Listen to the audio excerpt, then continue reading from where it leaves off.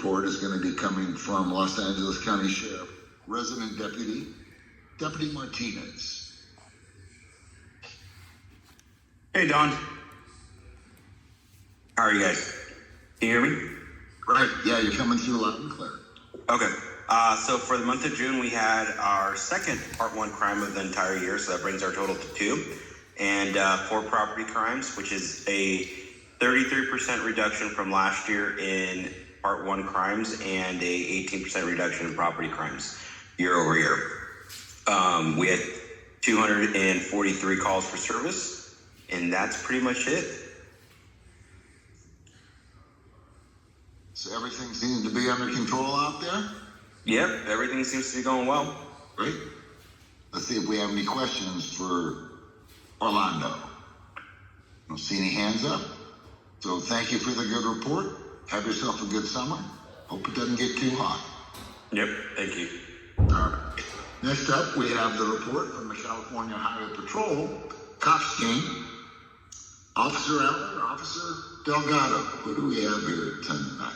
Looks like nobody. Anybody here from the California Highway Patrol that would like to give a report? Nope. Okay, if they show up, we'll come back to them. Next up, we have Los Angeles County Fire Department Community Service Representative Maria Greichen. Maria? Yes, I am here. Oh, yeah. Okay, great. Okay, for the month of June, we had a total of 42 responses in Agua Dulce. We had 2 fires.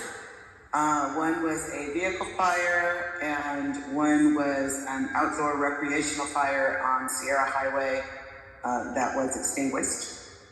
And we had 32 medical calls with a total of 35 patients. We had 1 service call, which was a snake. And then we had 7 no emergency. On the traffic collisions, there were a total of 11 patients treated from traffic collisions, but we have 9 total traffic collisions. And the only noteworthy one was a person's trapped. It was a solo vehicle collision. The vehicle rolled into the ravine, and the patient was trapped. So he did have to be extricated, and he was transported to Henry Mayo. And that is all I have for you. Great. Okay, does anybody have any questions for Maria? I don't see any, so I think you're free to stay or leave or do whatever. We appreciate you coming and thank you for the great report. We realize that summer is rapidly approaching, and as the weather heats up, obviously the fire concern does also. Yes, thank you. See you next, won't see you next month. You'll see me in September. That's correct. All right. Someone wrote a song, see you in September. Have a good summer. All right. Next up, we have Acton Agua Dulce Library report from librarian Jim Wall. I don't believe that that's hard. He's been to every meeting for the last 10 years that I know him. Jim, are you there?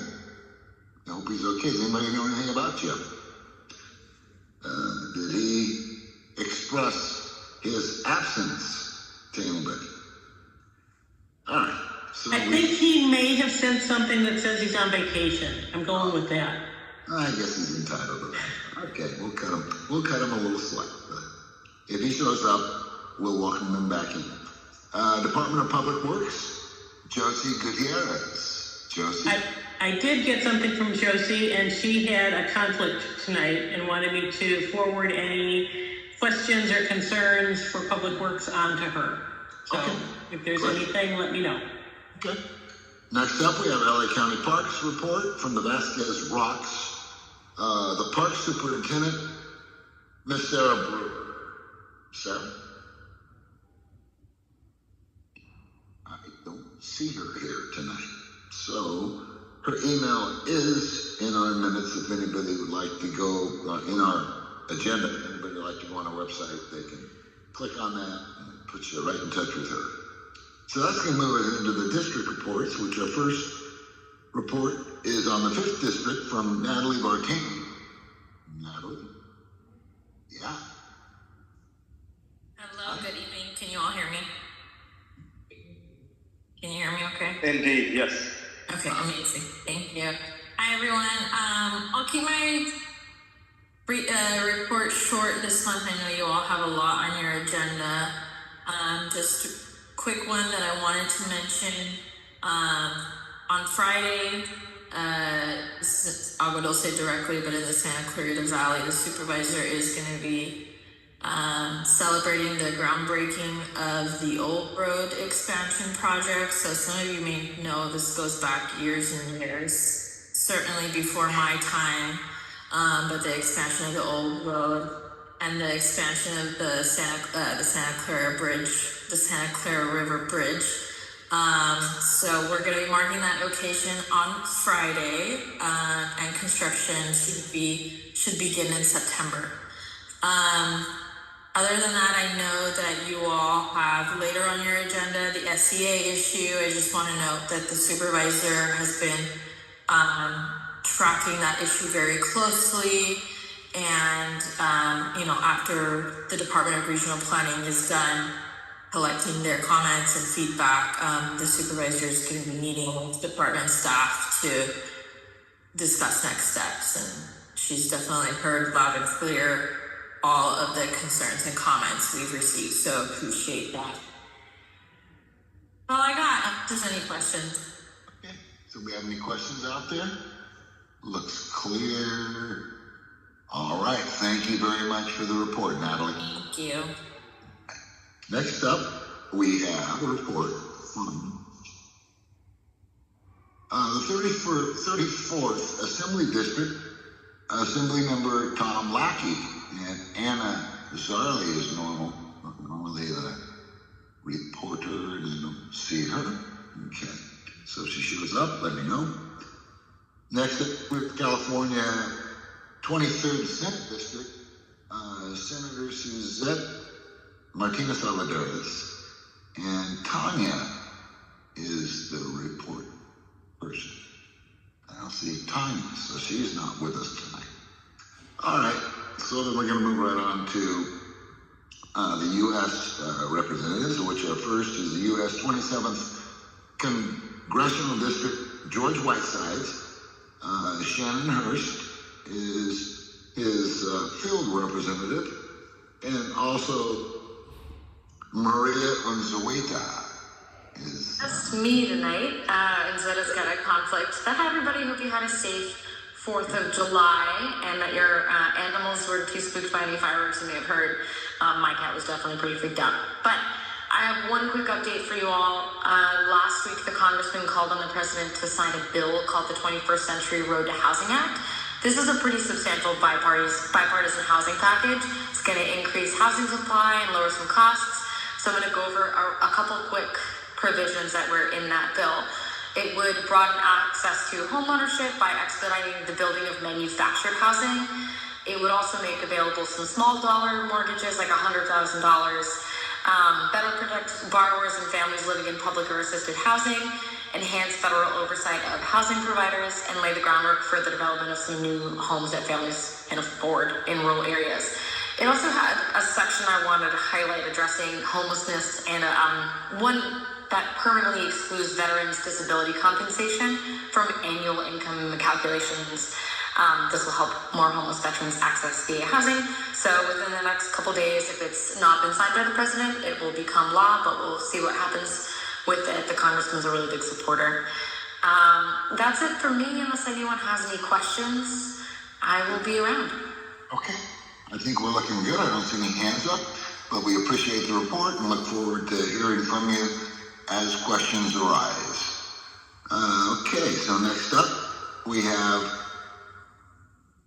LA County Water Plan, Santa Clara River Watershed Area Steering Committee, Measure W, Watershed Coordinator, Amanda Begley. If she's here with us, I don't see Amanda, or Heather Turpin. Is Heather here? No, Heather's not here, but Mary Johnson's here. Mary, do you have anything that you'd like to share with us?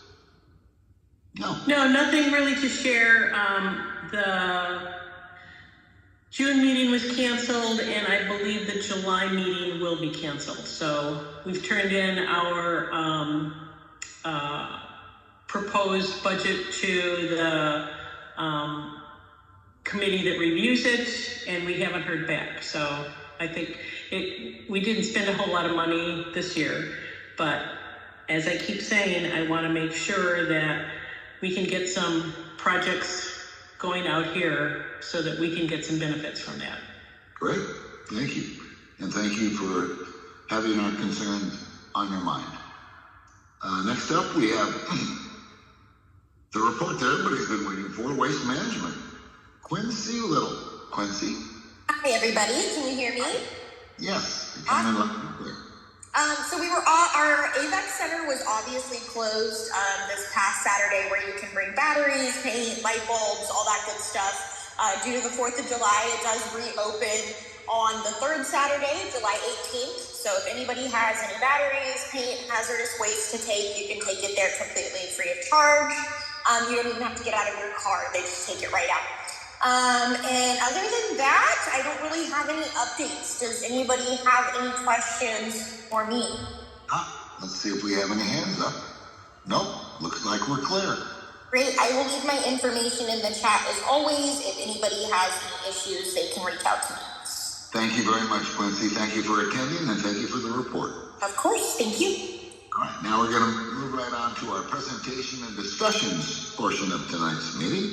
And the first item for presentation and discussion is the SEA, also known as a Significant Ecological Area Proposed Expansion, presented by Regional Planning staff and Natural Resources Element Update to the Los Angeles County 2035 General Plan.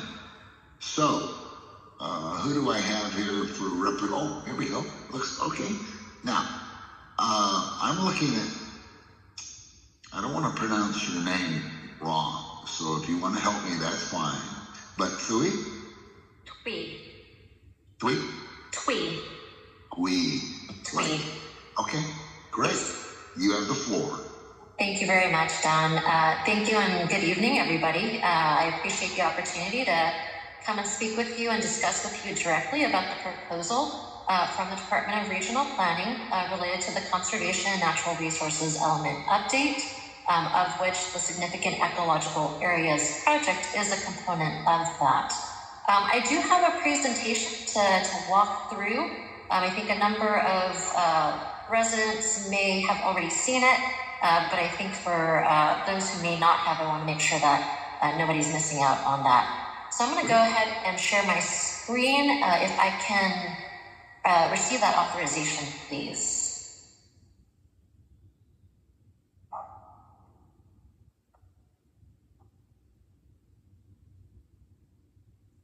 You should be good. Thank you.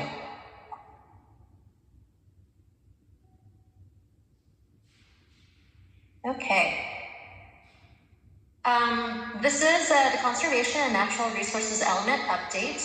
There are a number of components to this project, 4 exactly in total. However, I am going to focus on the Significant Ecological Areas component proposal of it this evening. For some background, there are 2 pieces of legislation that is driving the initiation of this project, namely Senate Bill 1425 as well as Assembly Bill 1889. The former is focused on providing equitable access to open space that is being fulfilled through the amendment to our Parks and Recreation element and its incorporation of the Parks Department's Parks Needs Assessment into the Parks element itself. So that is one of the major components in fulfilling that project.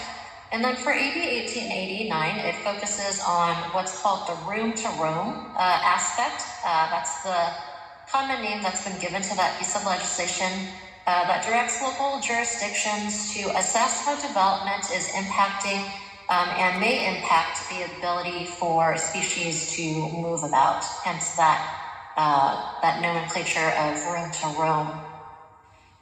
So with the conservation and natural resources element, there are those 3 listed related updates. As I've mentioned, the parks element, the significant ecological areas ordinance, as well as the hillside management areas ordinance.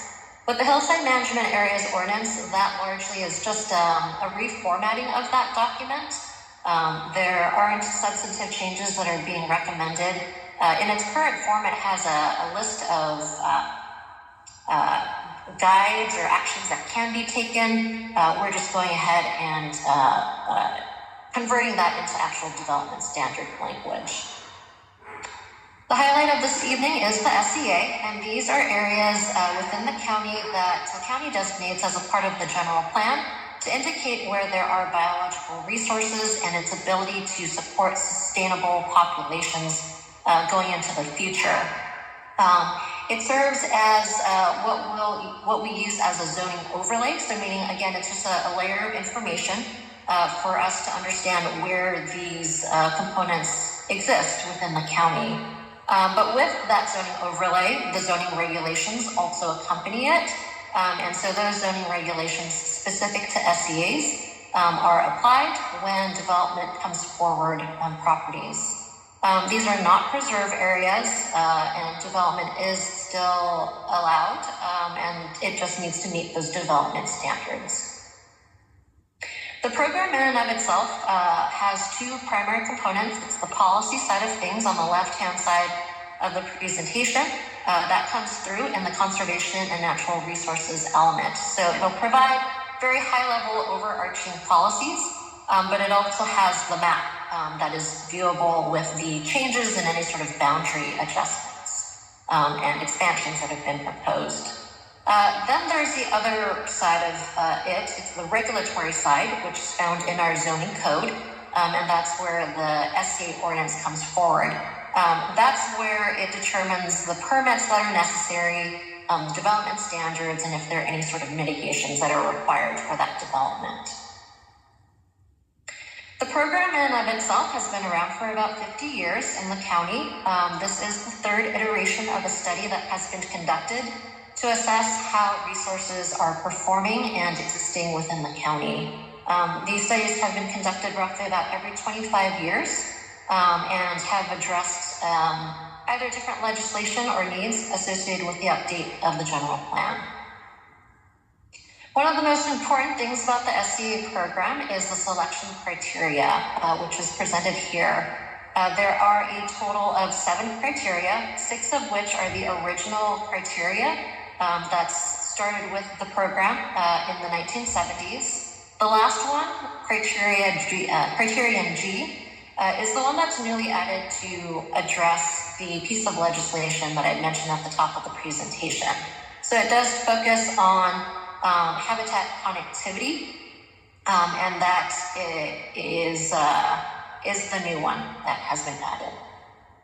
So the draft proposal that has been issued by the department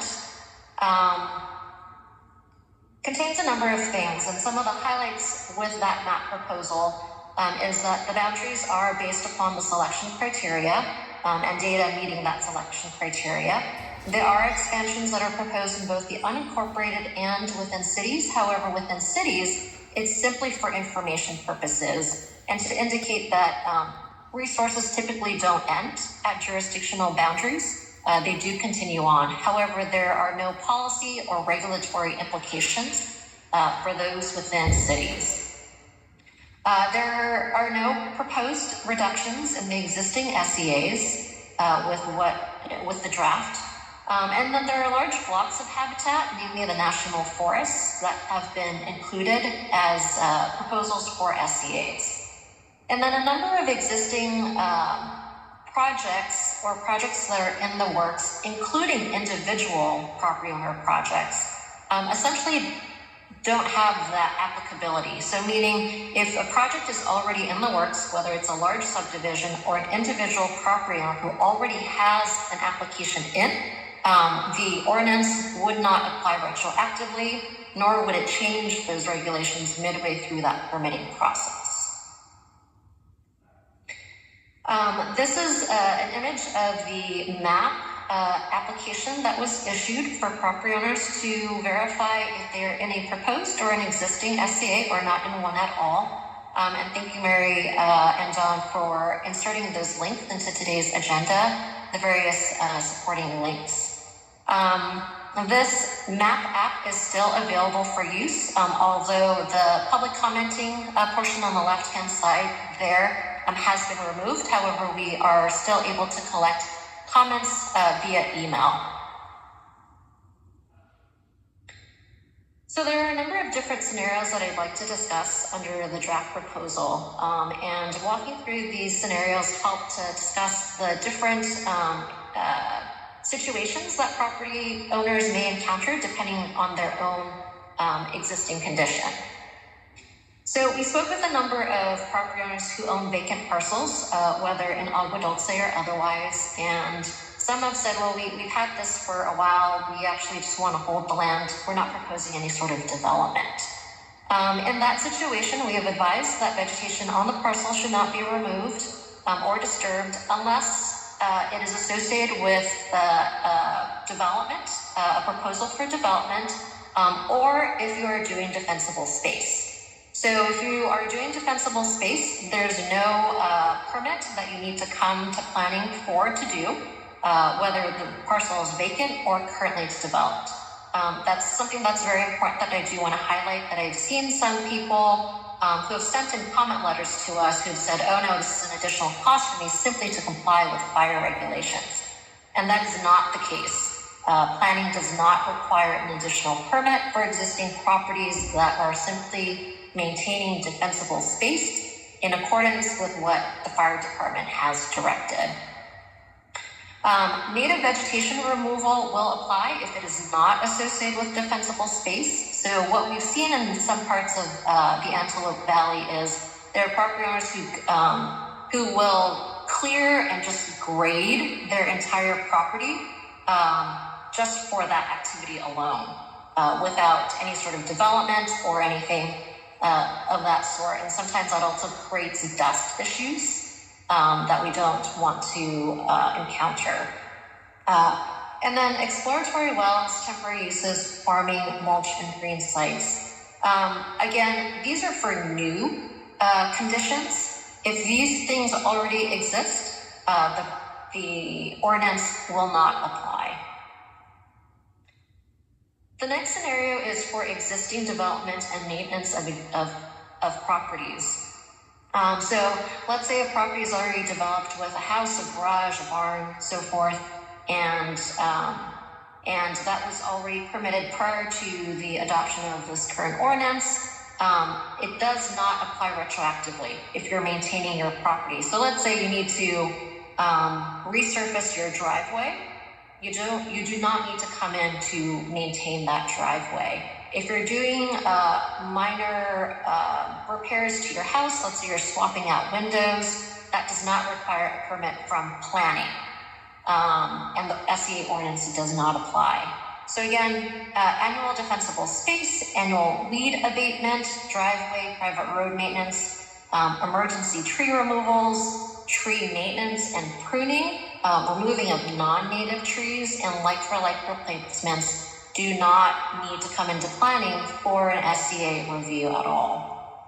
Again, it's already developed. We understand there are maintenance activities that are associated that will not trigger an SCA ordinance review or permit.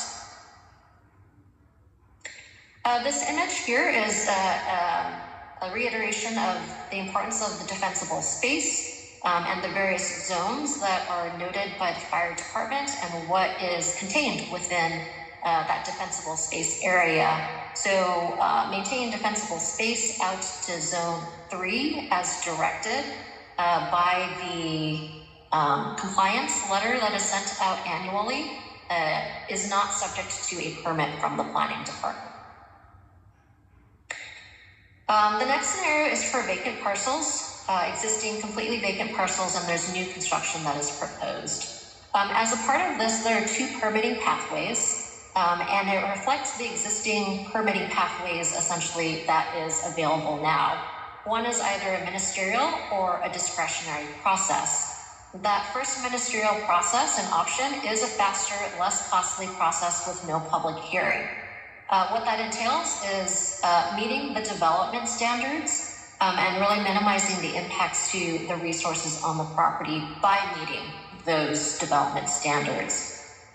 If for reasons you're unable to meet those development standards, we have the discretionary process as well too, and sometimes there are property owners who choose the discretionary route if it is a relatively large development, let's say for a major commercial use.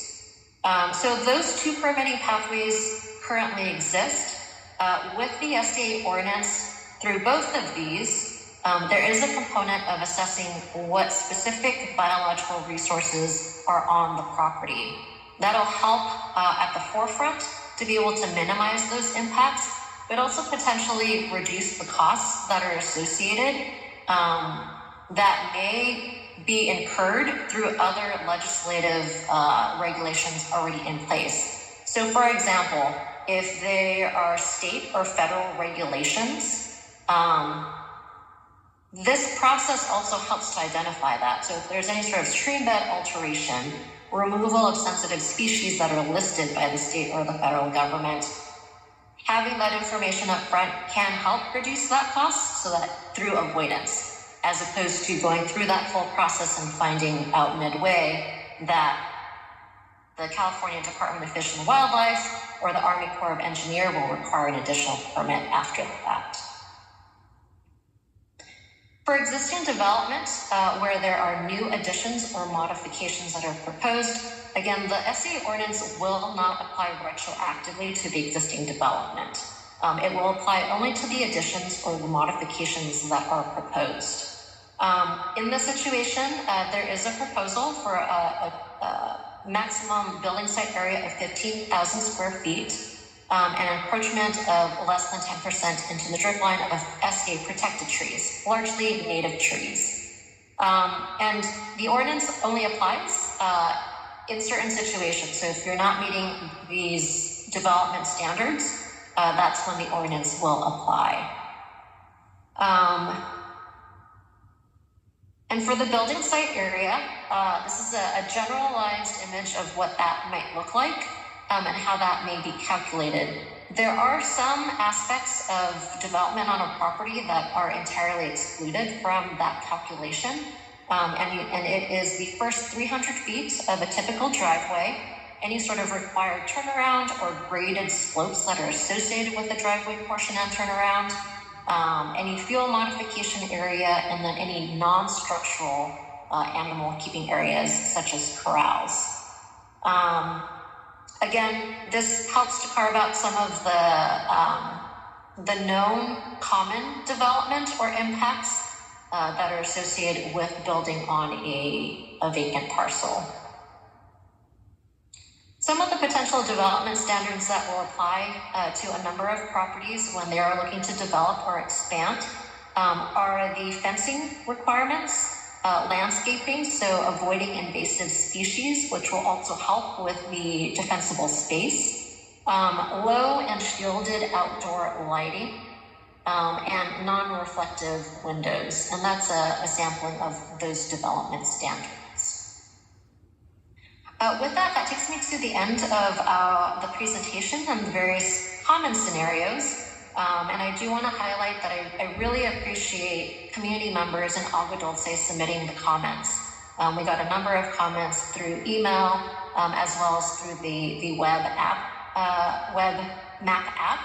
And we are reviewing all the comments. As you can imagine, there were quite a number of them that we had received. So we will be spending some time reviewing those comments, analyzing, assessing, extracting any recommendations, specific recommendations that were provided to us.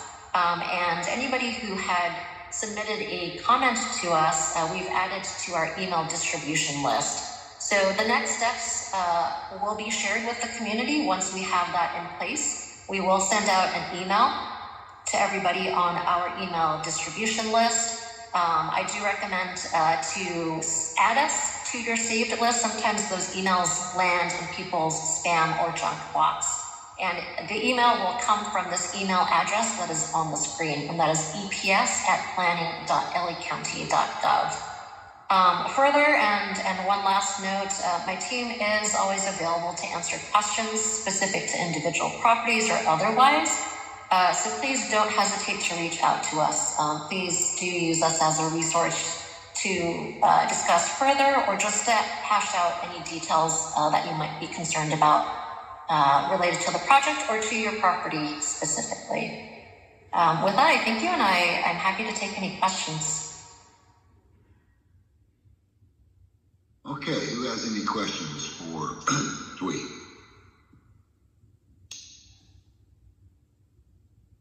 I actually do. Is that okay? Can I go? Coming in loud and clear. Go ahead, Mary. Okay.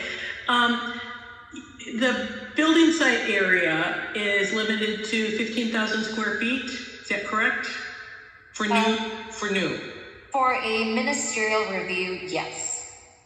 Okay, so I have vacant property that's 5 acres, and I put my house in one area, and I don't want my barn next to my house. I want my barn further away. That is going to trigger the conditional use permit, correct? Not necessarily. It depends on the cumulative disturbance of both of those building areas. So let's say you do put the barn further away, but you choose to build a smaller house. Let's say it's only 1,000 square feet and the barn is, let's say, 5,000 square feet. Collectively, those two are 6,000.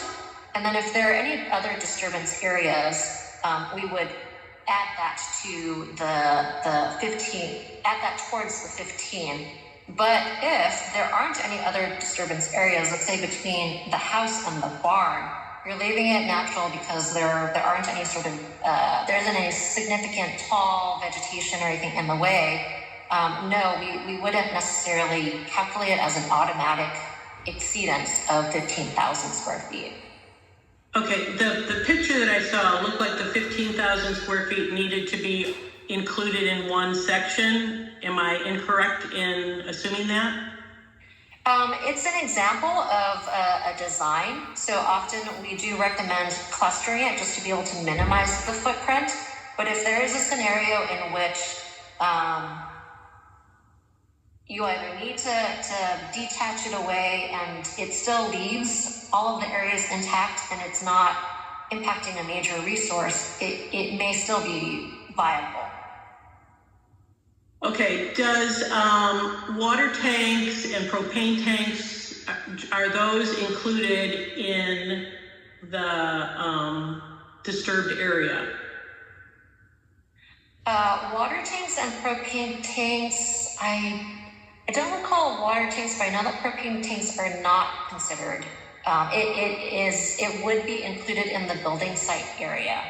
And if that could be a consideration, if that was added into comments or need to be submitted to us for consideration as an exclusion from the building site area, we would certainly take that in. Okay, so if I have a 5-acre piece of property, I'm really limited as to what kind of buildings I can put on there without going for a conditional use permit. I mean, I have my driveway, my house, my garage. If I wanted to put in a 4-stall barn and maybe an area for keeping the hay, a hay barn, it's going to go over that 15,000 square feet pretty quickly. And my 5 acres has a lot of open space. And I get, we all came out here for open space, but we'd like to be able to have use of our open space. Yeah, and so yes, the way that the proposal has been drafted right now, depending on what you will construct, if there are a lot of structures and a lot of grading that needs to be done for the various uses, then yes, it definitely can add up. Yeah, I think the square footage should be tied to a percentage of the total gross acreage. I think that would be a better way to do it, because it really is going to limit the amount of structures that can be put on. The other thing I wanted to question was how it was determined where the expansion goes and where it doesn't go. Because it kind of seems like there's little pockets, open areas, and then I know down in the most egregious spot, I think, is down in Sleepy Valley, where it's all dense homes and it's pretty much all developed, and that's now in an SEA, in the expanded proposed SEA, which in my mind doesn't make sense when it's a fully developed area. Yeah, we can definitely take a look at the Sleepy Valley area. There are a number of areas that met the criterion. As I mentioned, these areas had to meet criteria in order to be proposed by us as being included as an SEA. But I've made note of that, and we will take a look at the Sleepy Valley area. Okay, and were there boots on the ground in looking at these areas? Yeah, and that's a great question, and that question has surfaced a number of times. And with any sort of a regional assessment, the intent is not to do a parcel by parcel analysis, in part because that's where the permitting process comes in, for us to determine what the conditions may be at the time in which somebody is going to develop. We've had instances and had observances where a piece of property may change where it's been disturbed previously, but it was left alone, and it has since recovered with native vegetation. Or we've seen instances where the vegetation has been removed without permit and has created nuisances within a community. So the data layers that were used were identified in the appendix of the study that was issued. And there's a whole host of data layers that were layered on top of each other to understand both observations of occurrences as well as things such as the topography, the geology, and a number of contributing factors that go into the proposal. Yeah, I hope that it wasn't created with computer models, because I think that's kind of the way it looks. It needs, especially out in our area, I think it needs to have a better look on exactly what it looks like, as opposed to what it looks like at a desk on a computer. Thank you, Mary. That's all for me. Okay, thank you, Mary. Next up, we have Chris. Chris, you have the floor. Thank you, Don. Thank you for putting in a good word for the people of Sleepy Valley, Mary. Tui, I've got a couple of questions for you. A lot of landowners own more than one parcel of land. Sleep would be a good example. I didn't realize Mary was going to reference this, but back in 1925, it was first recorded as tract 7773, I think it is. A lot of the lots were about 50 feet by maybe 150 feet. And what you find is several of the local community members, and I think this is the same is true in Agua Dulce. I mean, these applications every once in a while. If you've got 5 lots that are contiguous, but they're all separate, they're not, you haven't filed a certificate of compliance to turn them into one lot, are they treated as 5 separate lots as part of this process, or are you able to treat that as a single lot of a specific size? So if they are 5 separate lots, according to the assessor's parcel map, typically if you come in for development, a CFC is required for the parcel in which you are developing on.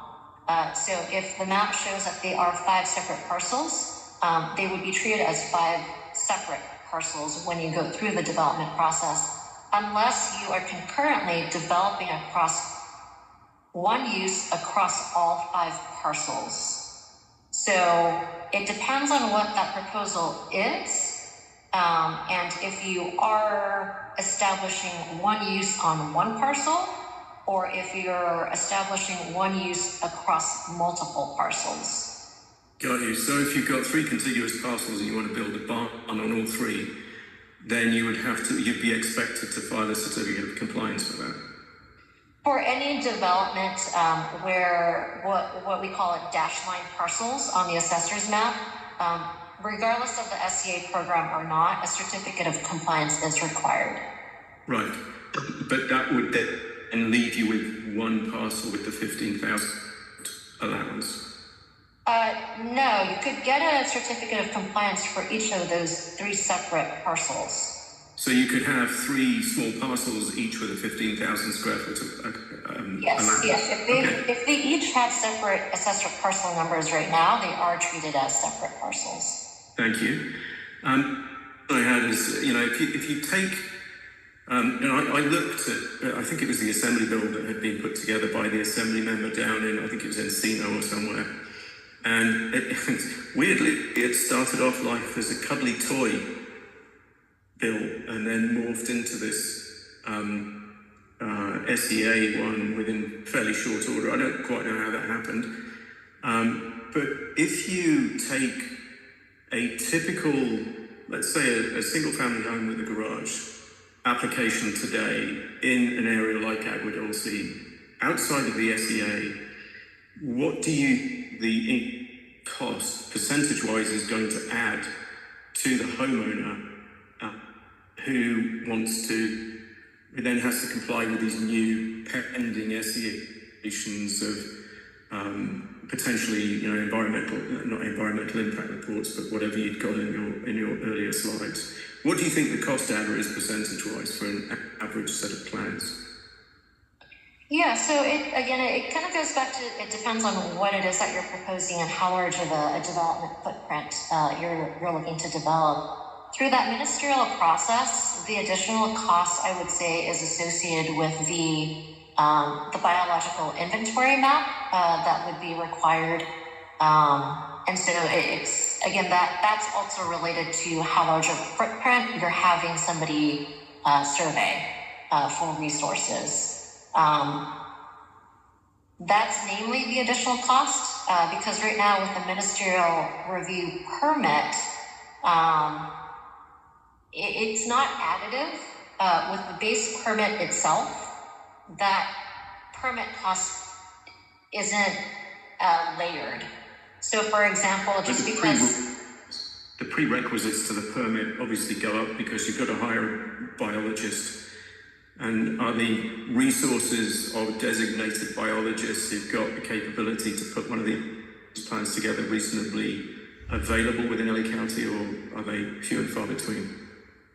They are available, and we do have a list available of certified biologists, which we do ask property owners to pick from, just to make sure that, like you said, a biologist that is hired is capable of acknowledging and identifying resources that are specific to the county, as opposed to those who may be familiar with vegetation in, let's say, Texas or Oregon, and may have greater unfamiliarity. We want to make sure that they are efficient in their work. It does seem that it could be a good AI tool for you to just walk around your garden with your phone, take a picture of everything, it'll figure out what it is like Google Lens does and produce the report for you. I will certainly make a note of that suggestion if AI has that level of capability at this point. Yeah, Google Lens certainly does. You can pretty much take a picture of anything and it knows what it's looking at. So. Yeah, we do. There is a resource out there that is a crowdsource format that's similar to what you've described. It's iNaturalist, where you upload a photo and it's relatively quickly identified, but sometimes there are species that are still misidentified because there may be very, very nuanced differences between a particular plant in the same family. Okay, thank you. All right, thank you very much. Cindy Grimes, I see your hand up. If you'd unmute your microphone. Maybe Cindy's not here. No, I'm here. I'm sorry. There was something blocking my hand up there, or my mute.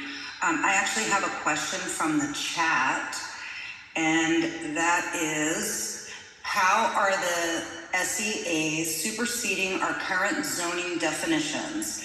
Your presentation states no farming on land that is currently zoned for agriculture. Thank you for that question, Cindy. So the SE ordinance doesn't supersede. It is complementary to the existing zoning in the zoning code.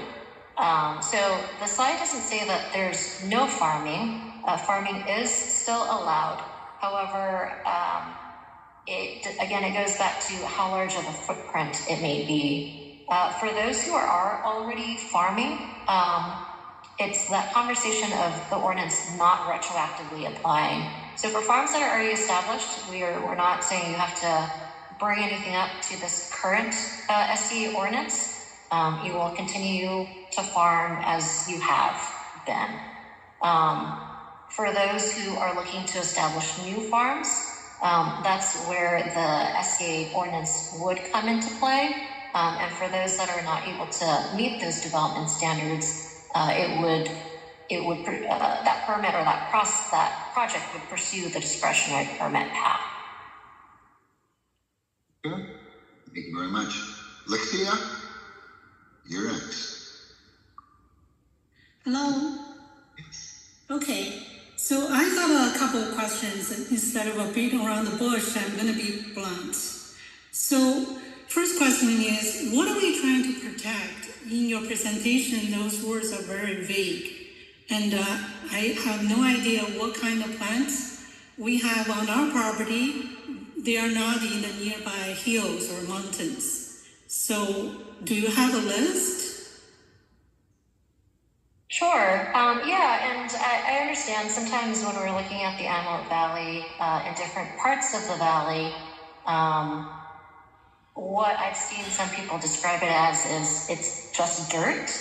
And we don't see it necessarily as just dirt. There's a lot that we don't see as well too that's happening at a much smaller scale, or that just isn't regularly visible to the common eye activities, natural activities.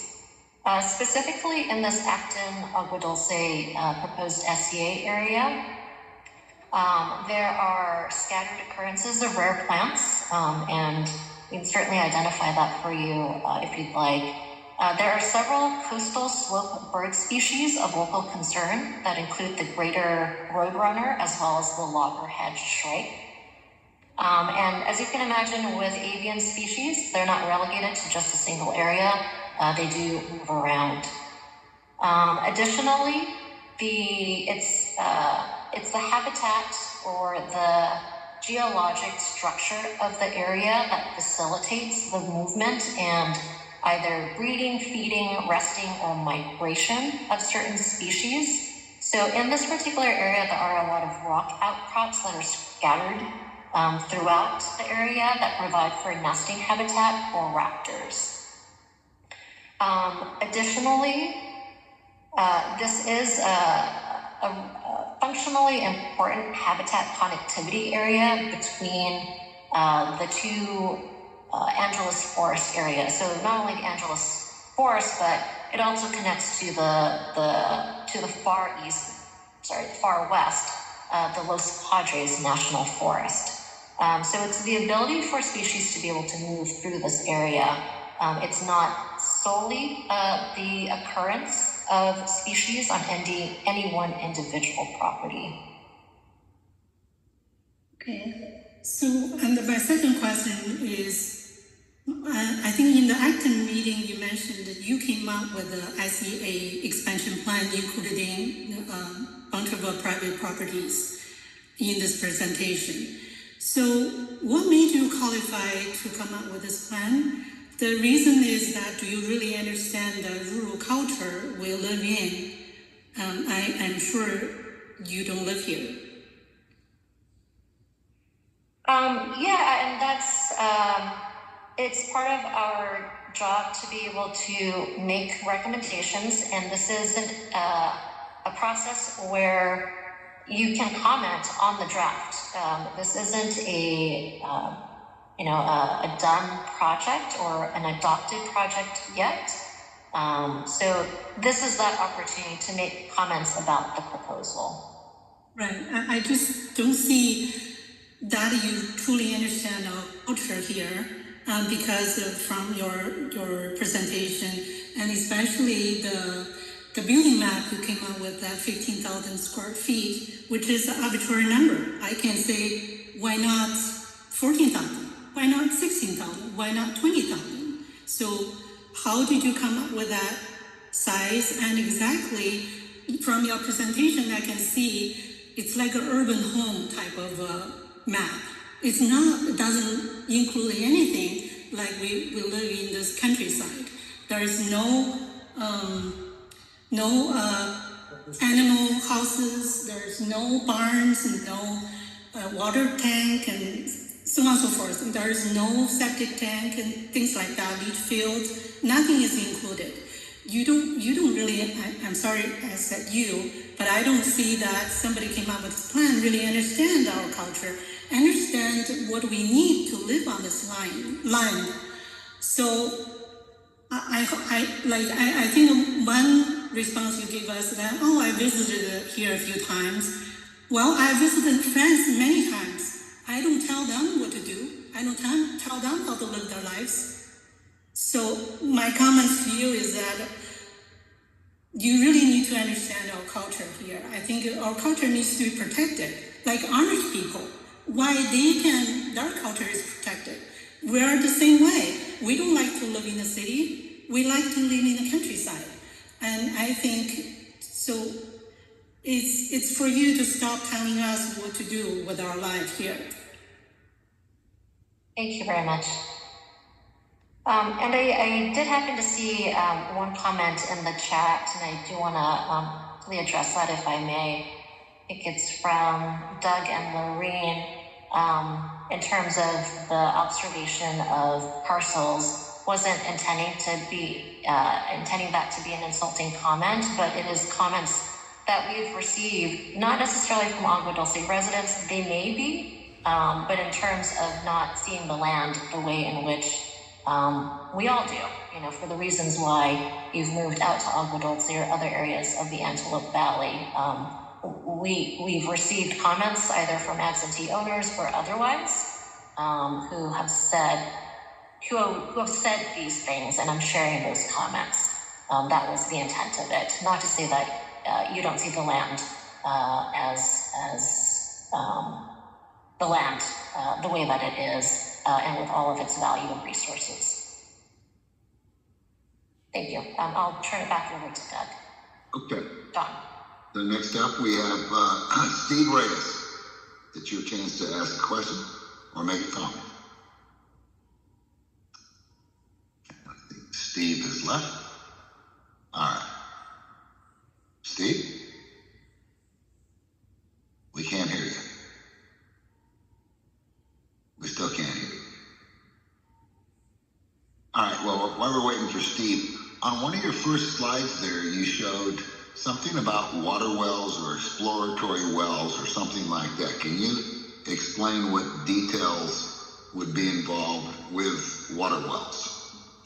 Sure. So if you have an existing well and you're maintaining it, there is no additional permit that you need to obtain from planning.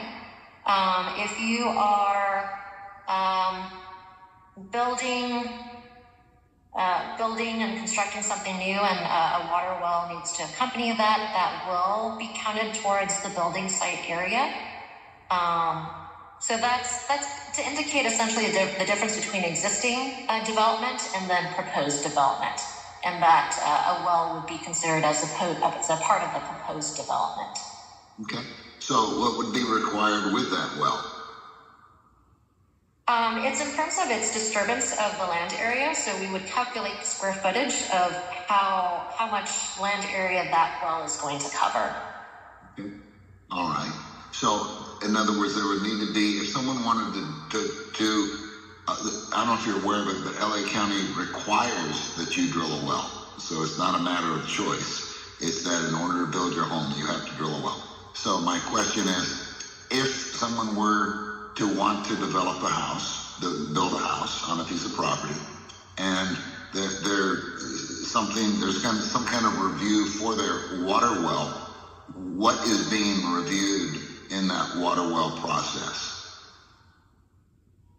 From planning or from a different department?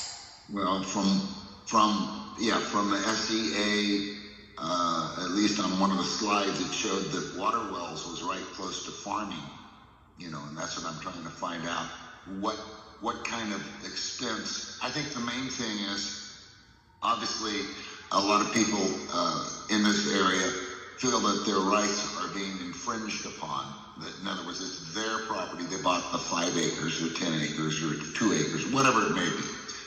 That's what they could afford. And then all of a sudden they're looking at this overlapping or overlaying new requirement that is going to take away or cost them money or take away the money they could use for their home. And so the first thing that's required by the county is that a well be drilled.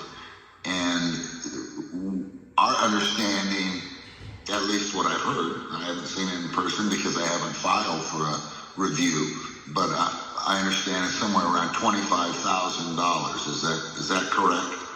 That is not correct, no.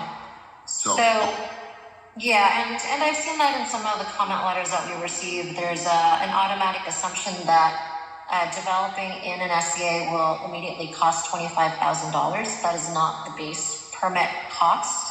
Again, that goes back to how large of an area that you are going to disturb. And I hear you, through the conversation today. I think everyone mostly is saying that 15,000 square feet is going to be triggered.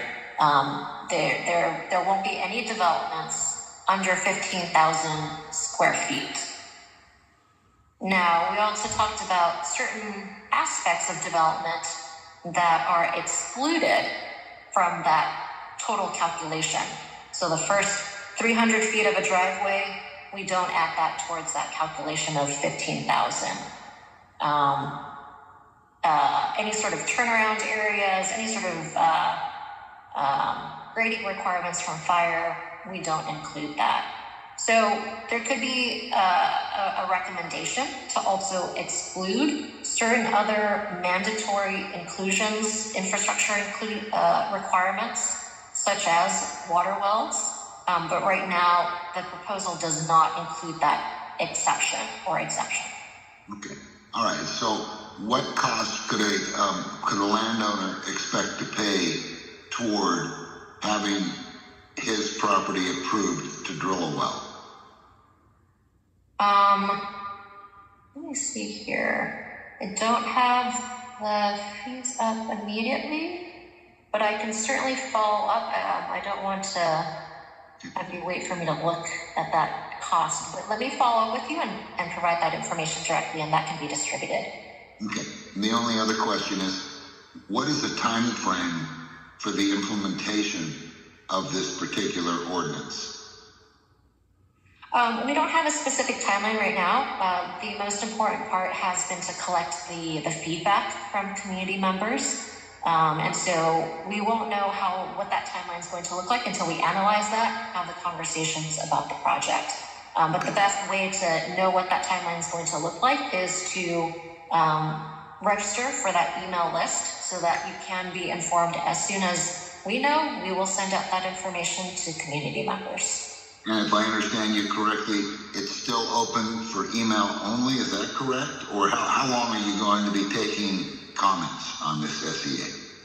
We will continue to take comments. There isn't a firm and hard deadline at this point. That initial June 30th was just to allow us to initiate the analysis process. Because we've received a lot of comments, we want to go ahead and get started with reading through all of them and just getting a feel for any sort of recommendations as well too, specific recommendations that we can extract, and understanding if there's support, if there isn't support. So it really was more of a milestone for us to start analysis, but we are not stopping the collection of feedback. Okay, great. I'm going to take one more question and then we're going to continue on with our meeting. Thank you for all the information that you shared with us here tonight. Cliff, you be the last person. Yeah, I have a question regarding the, it seems like it applies to regular homeowners, landowners, but what about the developers that have come in, and we have some that have been just tearing hillsides apart, developing and working on projects that although they've been in the works for years, they're destroying much more than individual homeowners could. From the RTG project that's up in the off the 14 to the BEST project where they're trying to get battery energy storage systems in. It seems like they're doing much more damage than our individual homeowners. And how is that being addressed to make sure that they're not destroying more than what a few homes could here in our communities? Yeah, so anybody looking to develop that's within an adopted SEA, if these are adopted, would be subject to the same regulations. There are some project types, as you noted with BEST, where the state has instituted their own process. So some of these projects are going directly to the state and bypassing the county altogether. So that's separate kind of topic and process that the state has established, not something that the county has established. They can just tear whatever they want, and then we are limited to our 15,000, or others that have come in and have the project that's been going on for years that they're tearing the hillside down, and we don't even know if they're going to continue developing because they've stopped and there's no activity going on. I really don't understand how it can be state and local, county, and us still have. I just don't get it. How come the county and the state aren't working together to stop this intrusiveness, but then holding homeowners like us to that? And I'm sure it comes down to the dollars because they're going to make money off of it. What can be done to combat that? Yeah, and when it comes to state regulations, the county isn't able to supersede things that the state decides to do. It's kind of that hierarchy where the feds trump the states and the states trump local jurisdictions if they decide to enact something as law. With battery energy storage, that is one of those areas where the state has decided that local regulations, they decide to create a different process as opposed to traditionally these projects would have to come through the county.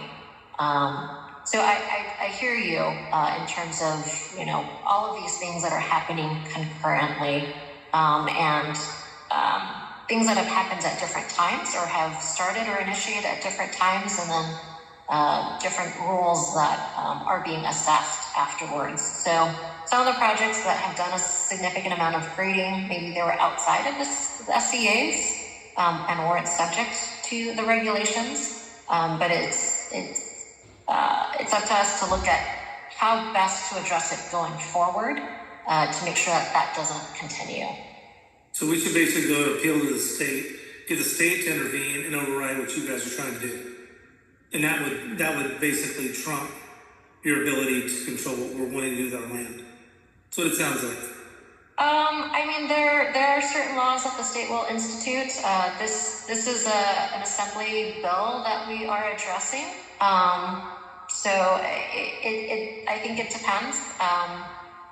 Again, this is the process where we are collecting the feedback. It's not adopted yet.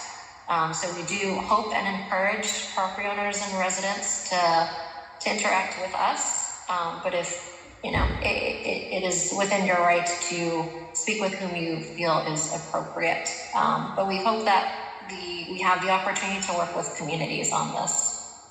So why wouldn't you take the same approach to the best in RTG and those and work on an assembly bill to stop them the same way that you're working on the assembly bill to stop individual homeowners? I mean, it doesn't make sense to me that the people that are here living and nurturing the land are getting penalized and the people that are destroying it are getting protected by the higher levels of government. It just doesn't make sense, and I don't agree with it. Yeah, I hear you, and I understand. Okay, well, that concludes our presentation. Thank you very much. Don, I'm sorry to interrupt, but Steve has had his hand up. He had trouble with his microphone, but I believe he has that fixed now. And I also would like to let the council know that there are a couple questions in the chat that may want to be recorded later. So if Steve could have a chance. We've got about an hour on this topic, but Steve, let's go ahead. If you got your mic fixed, go ahead and ask your question.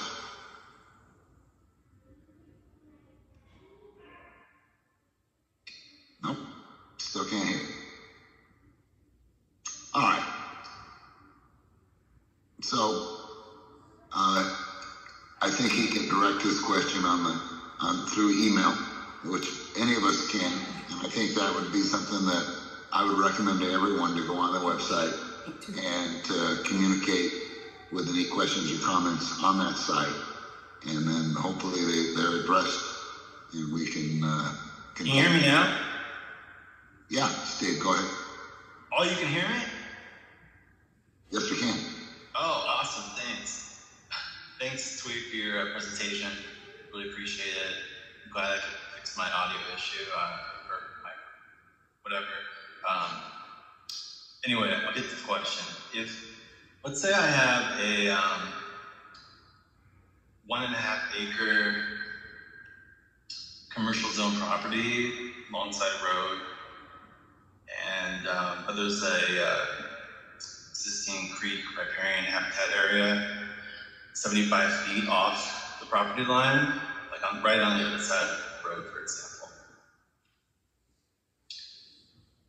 How would, and there's an existing commercial use, like a cafe. I want to change that. Let's say I want to change that to another by right allowed commercial use. But I also want to expand the building. So there's going to be a little bit of a greater modification requirement, 200 feet out. And with that size property, it's going to go beyond the property lines. What kind of entitlement would be required or triggered because of, the people wanting to go into that riparian habitat area offsite? Steve, it sounds like there are kind of specific and unique conditions to a specific property.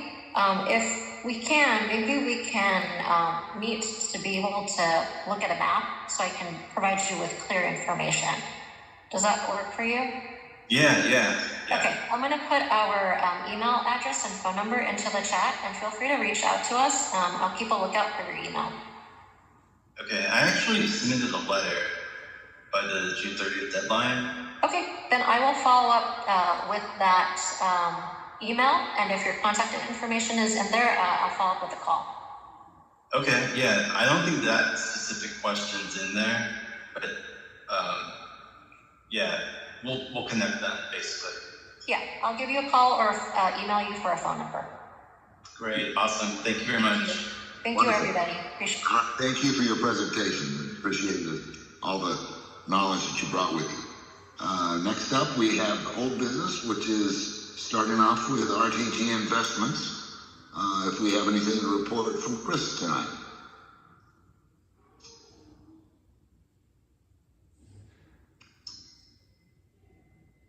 Yeah, I do have something to report, Don. Sorry, I'm still dealing with my assistant cat here. Would it be okay if I shared my screen, please, Mary?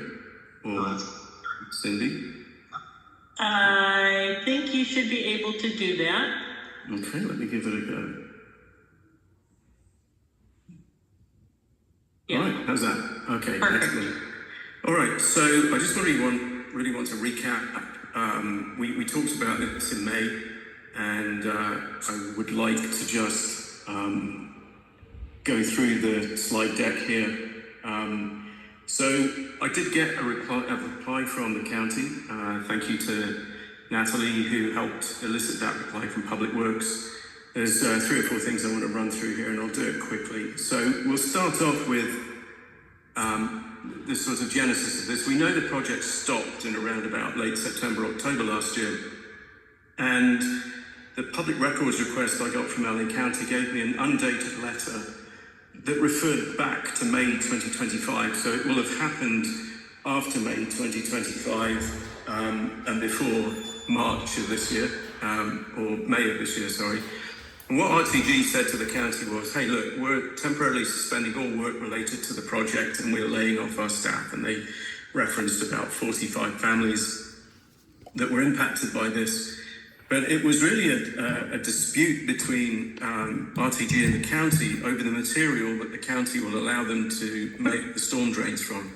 RTG wants to use plastic and apparently had some documentation from the county from back in 2024 where the county had said that generally, plastic was an acceptable storm drain material. RTG evidently restructured their company in May of 2025 and identified the storm drain infrastructure as the most critical and financially consequential part of the project. And therefore their subcontractors who were working on the sewer plant had drawn them all up with plastic pipes, but once the Department of Public Works Maintenance Division became involved in the review process, they basically said, sorry, we're not going to let you do that because we've got to do this maintenance and we've got to, on an ongoing basis, once it's built and we adopt it, we've got to look after it and we want a more conventional material in there. So RTG then basically said, well, we actually expanded our grading operations in 2025 on the basis that the approval for these sewer pipes or storm drain pipes would be forthcoming. Even though they expanded their grading operations, they still didn't manage to build one single home pad yet, which is pretty spectacular. They went on to allege in this letter that the delay in approval had caused them to miss what they did characterise as the demand window for the 68 homes that they were planning to build, undermining the commercial viability of the first phase of the project. And they closed that letter by stating that they're ready to continue the project if a reasonable and technically supported approval pathway is identified. And I think, when I read this, it was very reminiscent of what we uncovered back in 2024 when they were going through the approval process for the potable water on the site, where they were required to put 750,000 gallon water storage tanks at the top of the hill.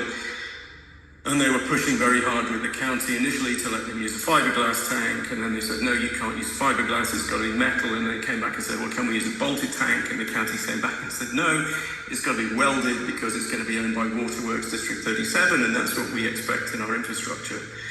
So in addition to not paying some of their vendors and ending up in lawsuits, they've, clearly tried to cut cost corners wherever possible on this project. Now, there was a May 2026 letter, obviously from a month or so ago, and I found the timing of this rather suspicious because we discussed this whole issue about a stoppage on the site, nothing happening in our May 13th meeting, and we resolved in that meeting that we were going to write to Supervisor Barr and try and figure out what was going on.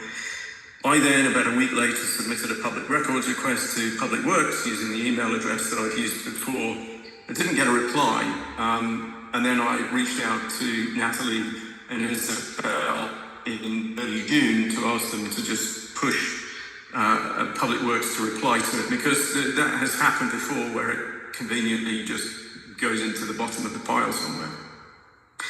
And the other thing that we got was a letter from May 28th. Now, I made the request on May 20th. Typically, when you put a public records request in, they will only give you information up until the date of the public records request. So I was quite surprised to see a piece of correspondence that had come out after that we discussed this and after we'd actually resolved to write this letter. And that letter says, oh, hi, it's us again. Here's a quick update for you. You may remember last year we told you that we were suspending our grading due to the stormwater materials issue and also the onset of the rainy season. Now that letter from last year made no mention of the weather. It was basically, hey, we're quitting this because you won't give us a permit to put cheap stormwater pipes in there. RTG continued, they asserted in this letter that they're continuing to maintain erosion control best management practices, or BMPs, in compliance with the stormwater requirements. And then it goes on to say that the grading activities on the site are continuing on a limited basis with cutting and earthwork preparation. I have not had any feedback from any of the residents who live adjacent to the project who've seen anything going on there other than running a bulldozer around to make sure it was still working before they put it up for sale. The letter also addressed the fact that the equipment that is for sale is not needed in order to complete the grading. Again, bearing in mind there is a single house pad after 4 years of grading on this project at the moment. And the RTG anticipates completing the major infrastructure improvements by the beginning of 2027, subject to regulatory and approvals and permits. They're committed to complying with all the county's requirements and will continue to coordinate with the Department of Public Works and other word salad of a similar nature. So they're basically saying, hey, look, we're quitting because you won't let us cut costs on the bits and pieces that we're going to hand over to you. And they came back and tried to, I think, shortcut the letter that we were going to write to the supervisor about this issue so that it makes it look like everything's okay and move along and there's nothing here to see. Now let's talk about how the grading permit works. I discussed this briefly last month. But when you get a grading permit like the one RTG have got, rough grading permit, it's good for the first 12 months. And if you don't do anything in the first 12 months, it expires. However, once you've got the grading work underway, it needs inspections to happen at least once every 6 months. Otherwise, the permit can expire due to lack of inspection. The last site inspection here occurred 9 months ago in October 2025. So Natalie had confirmed this as part of her research, and the grading permit has formally expired. So they're going to have to start again with a grading permit. Now, clearly they've got grading plans, but they will still have a pile of paperwork to push through LA County Public Works to resurrect the grading on this project. So their major infrastructure improvements, as they put it, are going to need a grading permit. If we look at the grading permit inspection history, it's been inspected 18 times since April of 2023. The permit was issued in mid-2022.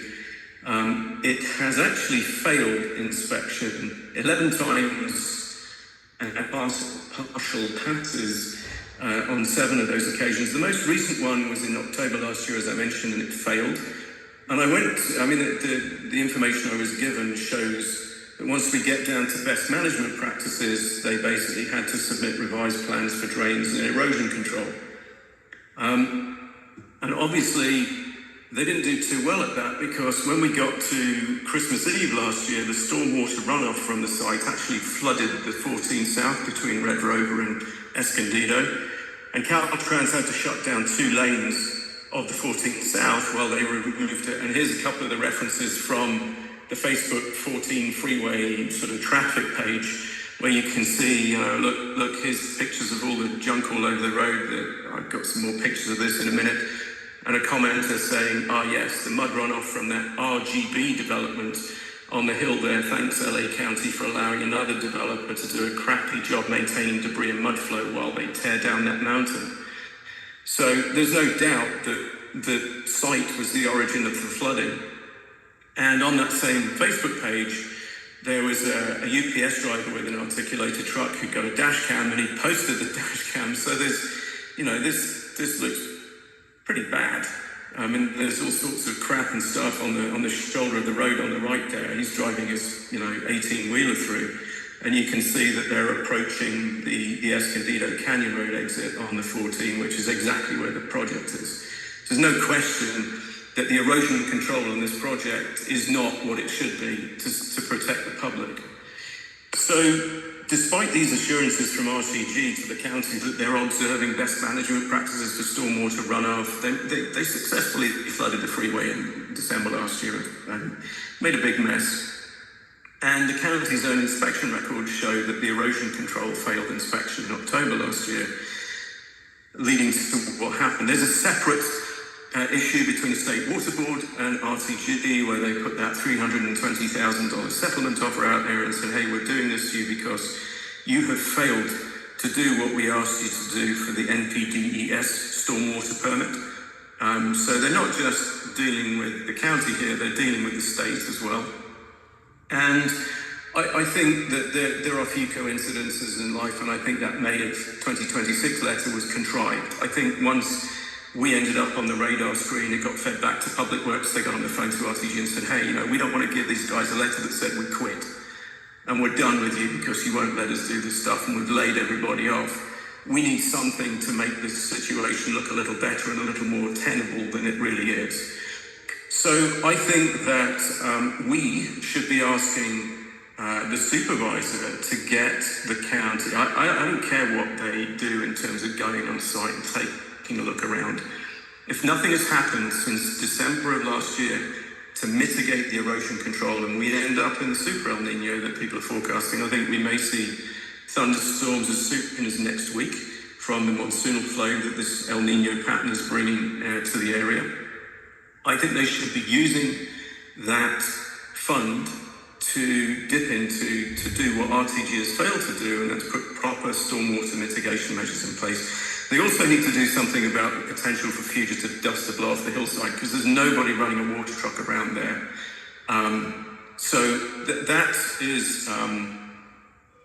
That's where I think we're at.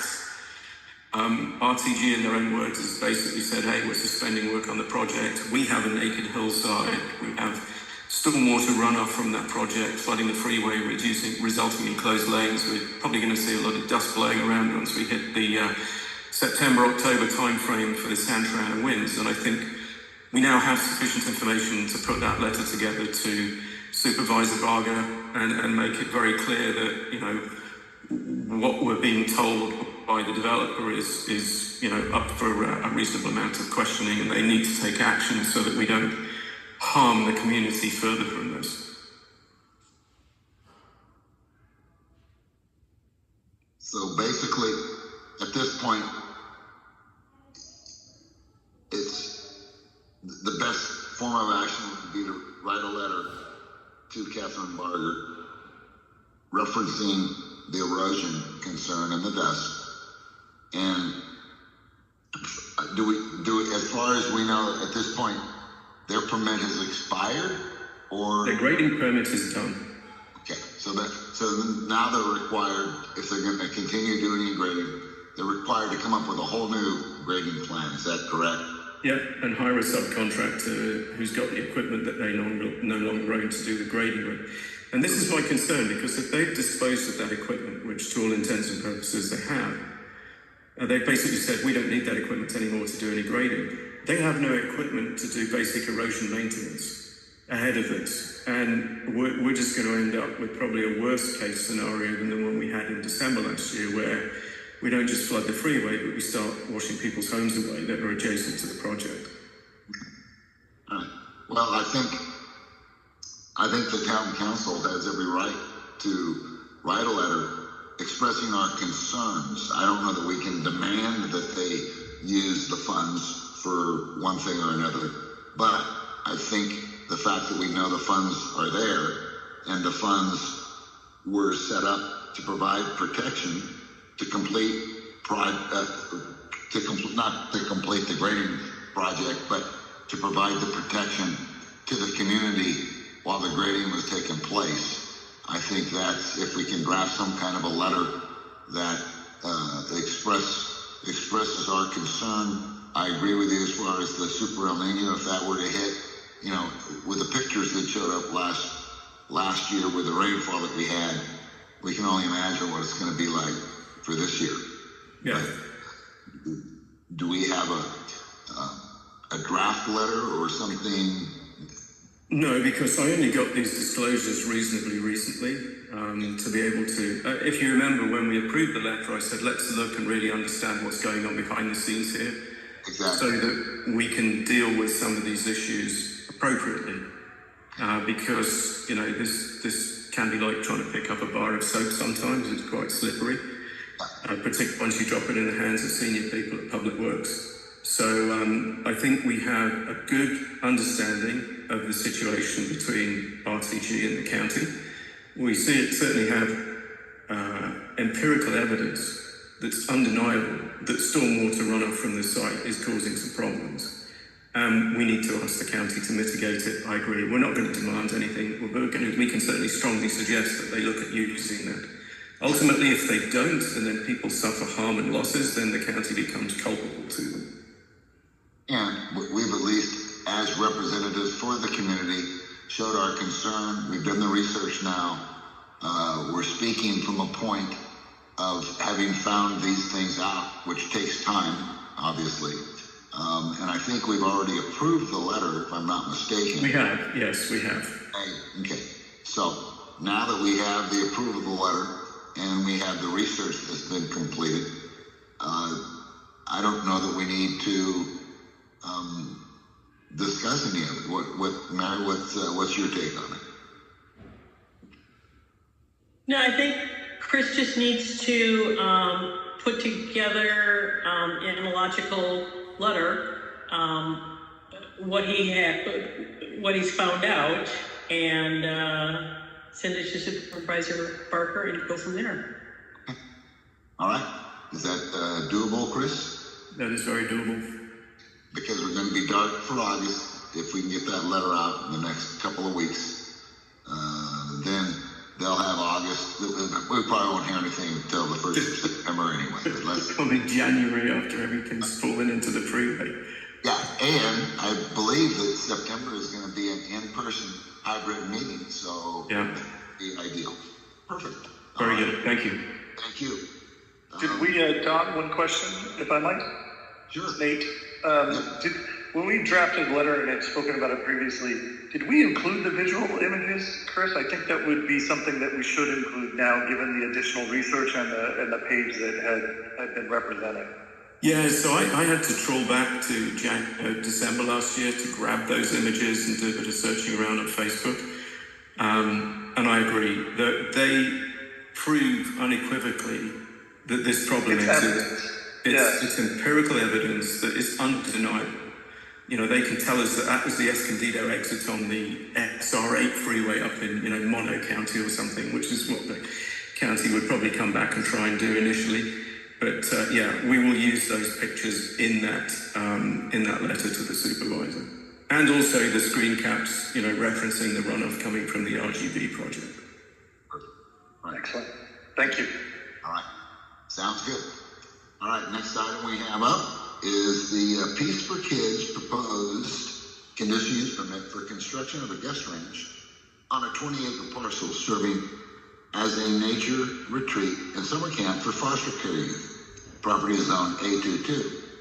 And there's links that are in our agenda that you can find that direct you straight to our homepage, the website, if you wish to comment. So is there any kind of an action committee that's been formed? Does anybody know? Last meeting after the presentation, there were a number of people that were close by that were being affected.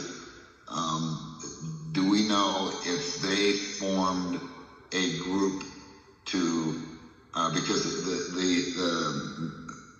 Richard Loring mentioned that he was open to meeting with those people. And I'm just wondering if there's anybody that they can contact, if they formed a committee or anybody's name that they can do, so instead of it being individuals approaching it, if they can collaboratively be a group that questions it, I think they would probably have a little more claps to speak. Does anybody know? Mary, I see your hand up. Yeah, a number of the neighbors have met and felt pretty dismissed by Mr. Loring at the meeting last month. And really, we've discovered that one of the biggest issues is the access roads. The developer is going to have rights for ingress and egress, but that doesn't grant them the right to major road improvements without the neighbor's explicit consent. And the CEQA documents, whether it be the initial study or a full environmental impact report, must include impacts not only to the project site, but it must include all the impacts related to the required road improvements along the entire access routes. So if they're going to be paving the roads, where they're paving the roads, there needs to be hydrology reports and how that's going to impact the road. I think it's going to be a major uphill battle for this developer. He's just very dismissive on the concerns that we have. So I know I've written a letter, a couple other people have written letters, we've copied the council on it, and there'll be more letters coming that will go directly to regional planning staff with the concerns. And as far as he, at his presentation, he said they did not have a formal date for that hearing or review or anything. Has anything happened regarding that date? No, regional planning is the one who sets that date, and haven't heard anything, and then there'll be the big sign that goes up on the property. But as soon as that date is determined, I think as a council we need to agendize it one more time so that the council can pass on the community concerns to regional planning staff. Sounds good. So that will be a future agenda item that will happen at that time. Yeah, once we know the hearing date, we need to get that done before the hearing date. Okay. All right. So that brings us over to the President's Report this year, 2026. Our meeting format has been virtual for most of the meetings, but the virtual meetings will be held January, February, March, May, June, July, October, and November. The in-person hybrid meetings will be April and September, which will be our next meeting. The location for our in-person meetings will be at the Agua Dulce Women's Club. And August, we will be dark for summer break. So we look forward to everybody attending our September meeting, and that will be both hybrid, which means in person, and also carried online. Discussion and possible action regarding public comment procedure, including voluntary speaker identification, speaking time limits, and order of recognition.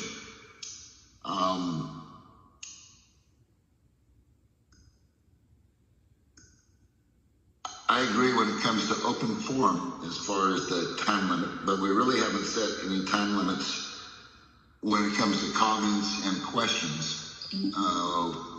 I'm looking for some input from the council. Do we want to start the timer when someone is asking a question too, such as tonight where we had the presentation regarding the SEA? Do we want to put a time limit on that, or what? It doesn't matter to me, but I can see that particular topic, I think, could have carried on for another 45 minutes to an hour, and I don't know of what benefit it would be to the citizens that are attending the meeting.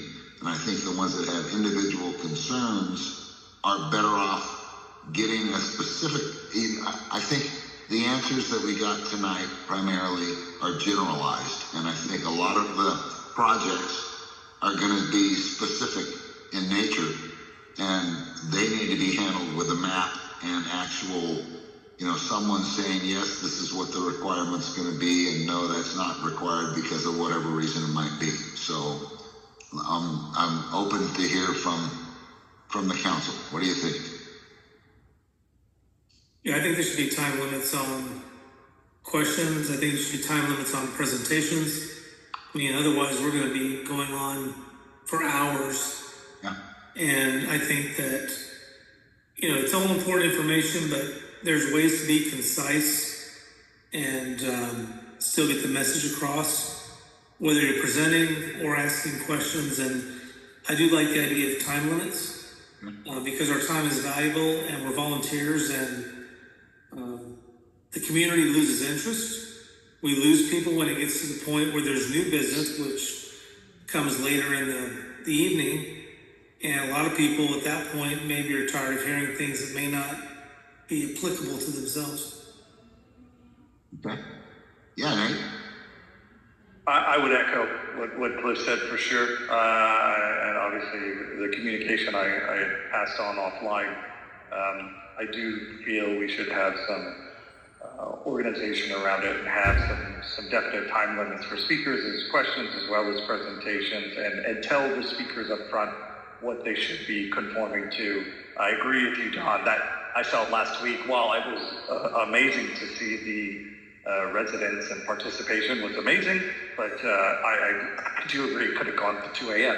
It could have kept going endlessly had you not stepped in and cut it off. So I would echo that we should probably either draft offline some boundaries or some recommendations about how we identify folks, order of operation, and such, so that there's clear guidance to be given.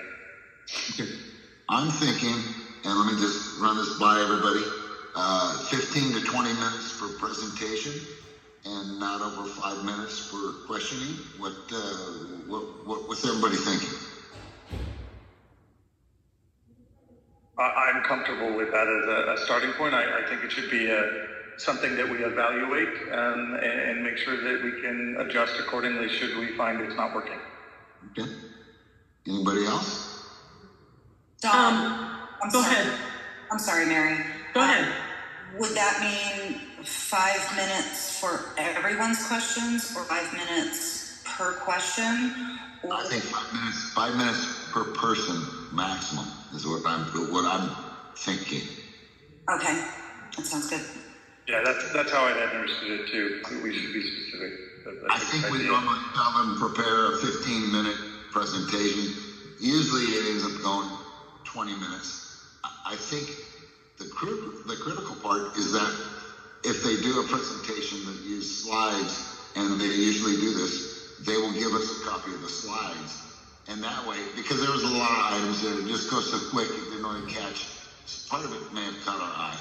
But I think we would have more in-depth questions if they were willing to share their slide program.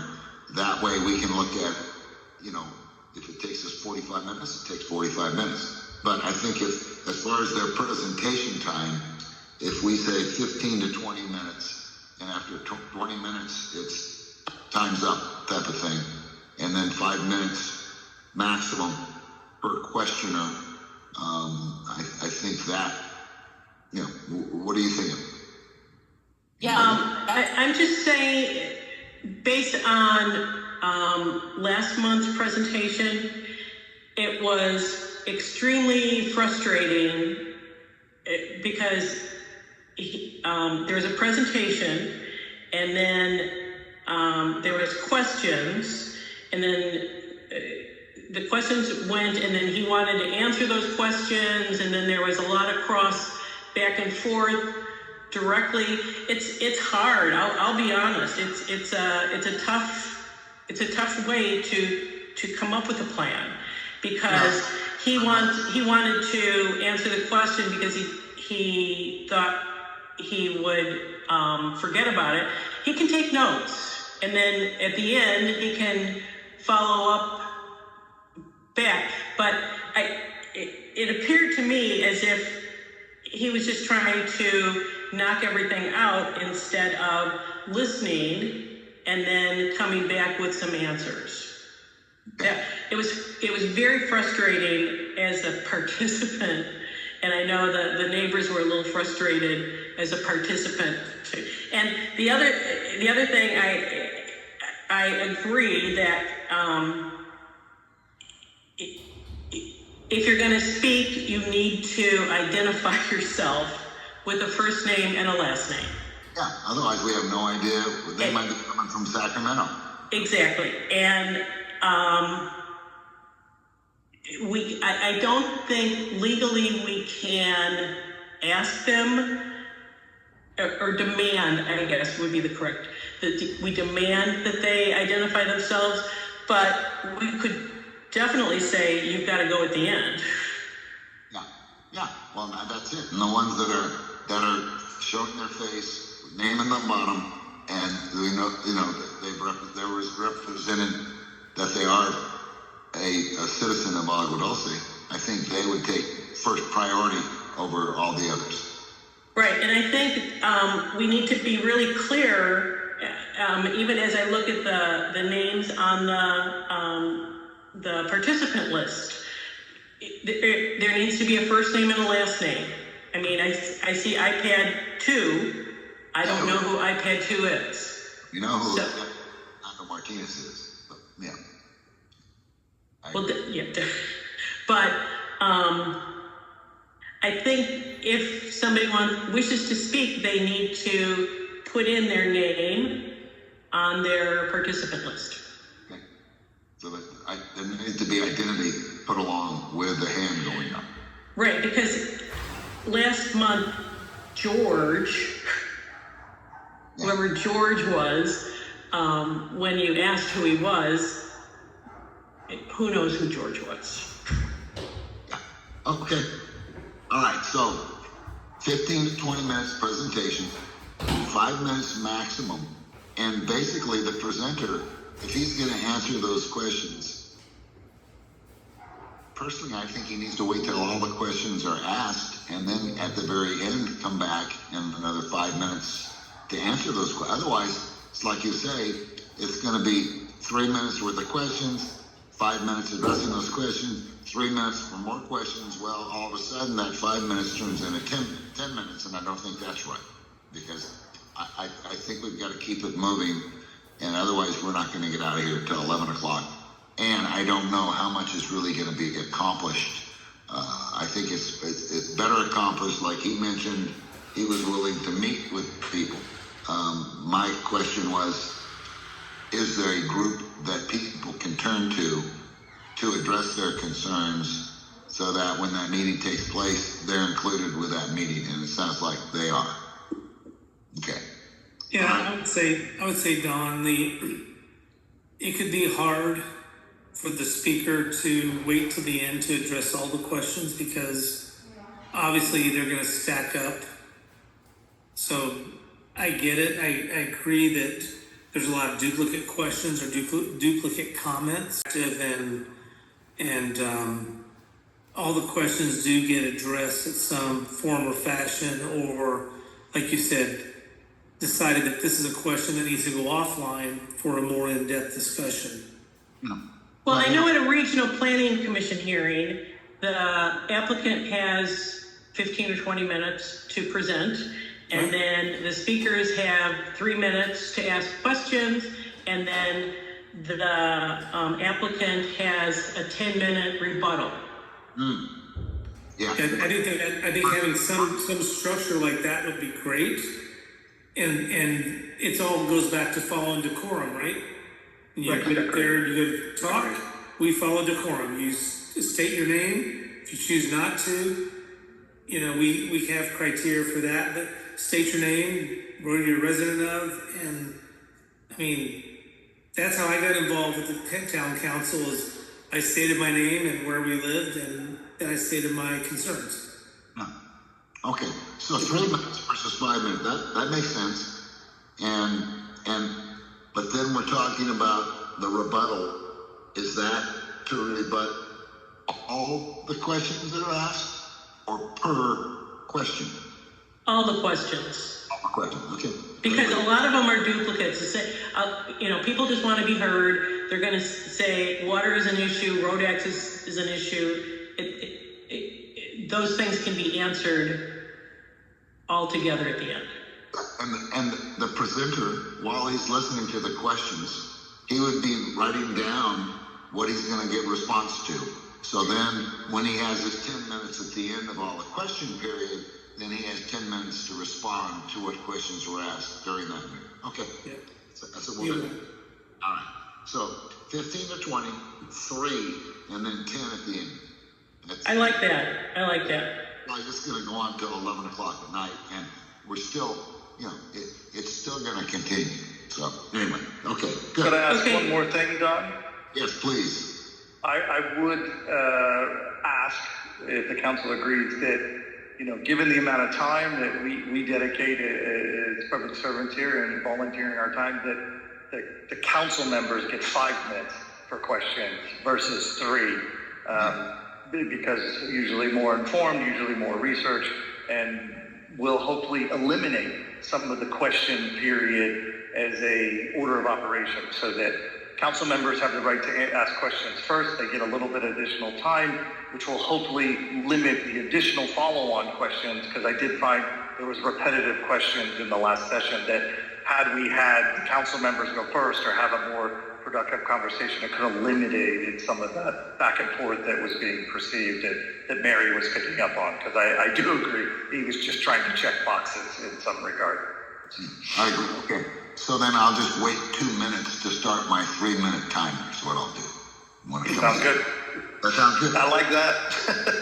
I think everybody's agreed with that. I don't think we need to vote on it or anything. I think that's just the way it is. All right. So, incoming correspondence for action. Report back on community meetings on data centers. So, you gave a report earlier on the data centers that you were involved with, Nate. I've distributed that to Mary. That could be sent out to the groups. But for the public side, the meeting was to garner feedback from the incorporated area of LA County to be introduced into their report that's due in August 12th. Most of the impacts were concerned and questions around the land use were tied to environmental impacts and concerns with resource management and fire and such. And so there's public comment that's being incorporated to those reports that will be put up onto their website shortly. And all 3 sessions that the LA County did hold have now been posted, as well as the recordings of those meetings. And if appropriate, I think the summary of what I attended would be fine to be included in next month's notes for what people would like to see. Perfect. Okay. If anybody wants any more information, they can go to that link that's on the website, our website, that's in the agenda regarding the long-range planning for the data centers. Also, we have the cannabis equity workshops. If you want to register for one of those, you can go on our agenda, and there's a link there to get registered up. They're going to be held July 9th, tomorrow. Yep. And Saturday. So make sure you get tuned up. SB 552 Drought Resilient Symposium is going to be held September 24th, which is after our country fair, and it's going to be 1 to 5 p.m. in Sacramento. Anybody who'd like to travel up there? I think you can also, let's see, participation will be in person, so you want to make sure you register there on our agenda. So, incoming correspondence for notice, we have the 2026-2027 landfill vouchers are available, and the regional planning plans that have been filed. We got a new single family dwelling. Good luck to you. We also have an AT&T site modification up on Spring Canyon, which overlooks the freeway. Oh, and the water well referral for a single family residence. and some other zoning options. Let's see here, Dale Road, detached ADU. It just seems like a lot of the feedback I get from the public is when they start into the process of getting a permit for an ADU, it's not a 3-month or a 6-month deal. It's 3 to 4 years minimum. I mean, unless anybody has a short route, it just seems like the regulations just keep piling up. We also have at 7601 Soledad Canyon Road, there's an RV resort request for continued operation of an existing RV campground and recreational facilities that have been approved under their conditional use permit, and the case number is there. It's due to expire. It already did, and they want to authorize the expansion and development of the RV campground under a new conditional use permit to include the following: clubhouse, PMRVs, lodges, warehouse, children's water park, and additional auxiliary recreational facilities. And again, we also... Hey, Don? Yes. Is that for the KOA? Well, no. 7601? It might be at 7601. Yeah, it may be. 7601, that's in Acton. There's a lot of strong opposition, and they have an open case for sewage with the water board, the state water board. And then I just informed Jackie and sent her all the stuff yesterday of all the harassments from the landlord that the residents are getting and stuff, and not how many times we've gone out there in the last year. 56, by the way. So, yeah, just wanted to let you guys know. Did it expire? In other words, did they let their existing conditional use permit expire? Correct. It's already expired, and they applied for that expansion and everything. But I know that Acton Town Council has some pretty strong opposition to this in particular. All right. Well, that brings us to the coveted open forum section of our meeting, and we're going to give you a full 3 minutes of our time and everybody else's time if you have something that's community oriented that you wish to bring up at this moment. Now's your time. So, okay. Looks like everybody wants to get out of here. One thing, Don? Yes, please. My hand might have been too slow. Quick follow-up for Deputy Martinez. Did I hear you correctly that the landlord is harassing the residents and that you've had 56 calls? Just to clarify. Yeah, so basically, several of the residents there have put out restraining orders against him. He does intimidation and stuff. He's an older dude that tries to do things old school way, doesn't understand that you gotta go through an eviction process when people live there permanently, even though their conditional use permit doesn't allow permanent residence at that place. He'll cut people's water, power from their RVs, which is a big no-no if you know anything about landlord-tenant stuff. Just that kind of stuff. And then, like, I've gotten videos of basically the sewage from the septic going into their pool, because it's just their overflow, and it's just like open sewage going into the creek. And obviously the concern for you guys would be with the land station monitoring and everything like that, if they continue to get the fecal matter and all that, all the nitrates and all that other stuff, them doing something similar that they did in Lake Hughes, where they're going to have everyone, do the retrofit for their septic, which is going to be another added cost because they're not doing it properly with their septic systems. So they got issues, big issues, it sounds like. They have a lot of big issues, yeah. All right. Thank you. We appreciate that. All right, election committee report. Is Lorna here? No, I don't see Lorna here. Okay. So we got a month or so to go on that. Film committee from Catherine. Can you hear me? Yes, we can. Okay, because my iPad has been flipping out. There were 3 productions.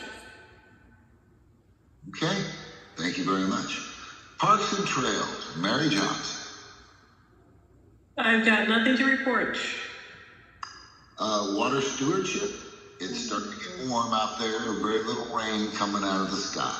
So it's time to conserve. We got about another 3 months to go before we start to get some meaningful rainfall. Hopefully we don't get too much rainfall, but we definitely need enough to fill up the basins and whatnot.